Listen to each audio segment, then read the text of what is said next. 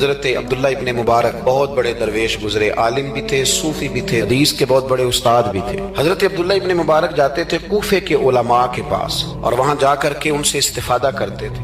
اب تو ہوٹل بن گئے ہیں، آپ جس ملک میں جاتے ہیں ہوٹل بک کر دیا جاتا ہے، اب وہاں قیام کرتے ہیں۔ اس زمانے میں یہ طریقہ نہیں تھا، مسجدوں کے ساتھ لوگوں نے مہمان خانے بنائے ہوئے تھے، وہاں جا کے لوگ قیام کرتے تھے، لوگوں کو پتہ چلتا تھا مہمان آ گیا، وہاں لوگ کھانا بھیج دیتے تھے۔ حضرت عبداللہ ابن مبارک رحمۃ اللہ علیہ اکثر اس مہمان خانے میں کوفے جا کے رکتے۔ ایک نوجوان تھا، اس کو علماء کی خدمت کا بڑا شوق تھا، آپ کے لیے کھانا لاتا، چائے لاتا، تکیہ پیش کرتا۔ بڑے مہینوں سالوں سے ملاقات رہی۔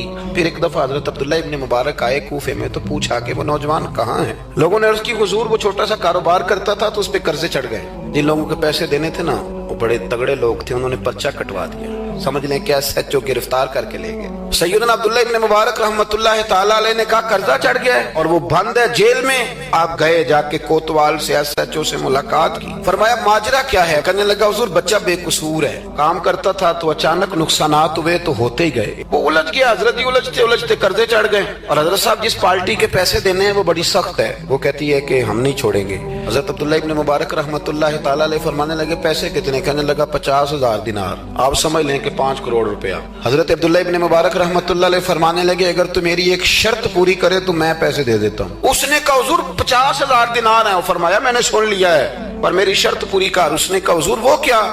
آپ فرمانے لگے اس نوجوان کو بتانا نہیں اس کے پیسے کس نے دیے، پیسے میں دے دیتا ہوں۔ اس نے کہا حضرت جی اسے نہیں بتانا۔ آپ فرمانے لگے اس کے لیے نہیں دینے، میں نے اللہ کی رضا کے لیے دینے۔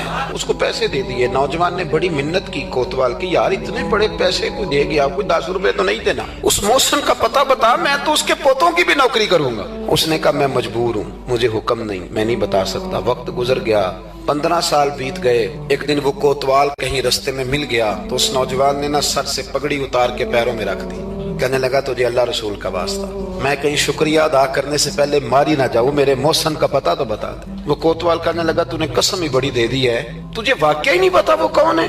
تو نہیں جانتا؟ کہا نہیں۔ کہنے لگا روز تو ان کی بغل میں بیٹھا ہوتا تھا، بعد میں بھی کئی دفعہ اکٹھے دیکھا۔ کہا کیا مطلب؟ کہنے لگے حضرت عبداللہ ابن مبارک۔ وہ نوجوان کہتا ہے میں اتنا تیز دوڑا کہ پگڑی گر گئی، پر میں بھاگا کہ میں شکریہ ادا کروں۔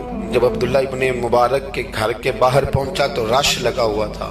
میں نے لوگوں سے پوچھا کیا ہوا تو کہنے لگے 2 گھنٹے گزرے عبداللہ ابن مبارک انتقال کر گئے۔ وہ نوجوان کہتا ہے کہ میں اندر داخل ہوا تو سفید کفن میں نے نورانی چہرے والا بابا لیٹے ہوئے دیکھا، اور میں نے پھر اپنی داڑھی ان کے پیروں میں رکھی اور میں نے کہا بابا آپ نے تہجدیں کتنی پڑھی آپ جانے اور آپ کا رب جانے، پر جو آپ نے میرے ساتھ کیا ہے نا، مجھے امید ہے اس ایک نیکی کی برکت سے ہی رب آپ کو جنت عطا کر دے۔